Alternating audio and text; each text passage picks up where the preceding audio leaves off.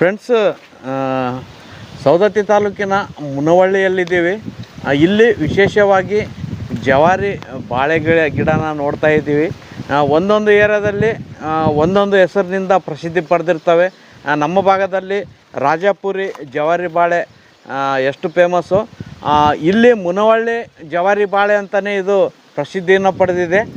ಅಂಥ ವಿಶೇಷವಾದಂಥ ಮುನವಳ್ಳಿ ಜವಾರಿ ಬಾಳೆ ಯಾವ ರೀತಿ ಬಂದಿದೆ ನೋಡೋಣ. ನೋಡಿ, 1 ವರ್ಷದ ಗಿಡ, ಗೊನೆ ಬಂದಿದೆ. ನೋಡಿ ಗೊನೆ ಎಷ್ಟು ಚೆನ್ನಾಗಿದೆ, ಅಷ್ಟೇ ಟೇಸ್ಟ್ ಕೂಡ ಇರ್ತದೆ. ಇದಕ್ಕೆ ಆದಂಥ ಪ್ರತ್ಯೇಕ ರುಚಿ ಇರ್ತದಂತ ಈ ಭಾಗದ ಜನರು ಹೇಳ್ತಿರ್ತಾರೆ. ಯಾವುದೇ ಥರದ ಯಾವುದೇ ಬಾಳೆ ಇದ್ದರೂ ಕೂಡ ಈ ಮುನವಳ್ಳಿ ಜವಾರಿ ಬಾಳೆಗೆ ತುಂಬ ಮಹತ್ವ ಇದೆ. ಇಷ್ಟಪಟ್ಟು ತಿಂತಾರೆ, ಅಷ್ಟು ರುಚಿ ಇರುವಂಥ ಬಾಳೆ. ಏನೇ ಹೇಳಿ, ಒಂದೊಂದು ಏರಿಯಾಕ್ಕೆ ಒಂದೊಂದು ಹೆಸರು ಮಾಡಿರ್ತವೆ.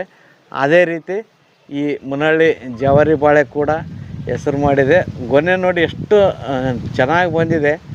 ಕಾಯಿ ಒಂದೇ ಗಾತ್ರದಲ್ಲಿದ್ದಾವೆ ಮತ್ತು ಜಾಸ್ತಿ ದೊಡ್ಡದೂ ಇಲ್ಲ. ಹಾಗಾಗಿಯೇ ಇದಕ್ಕೆ ಒಂದು ವಿಶೇಷ ರುಚಿ ಇರ್ತದೆ.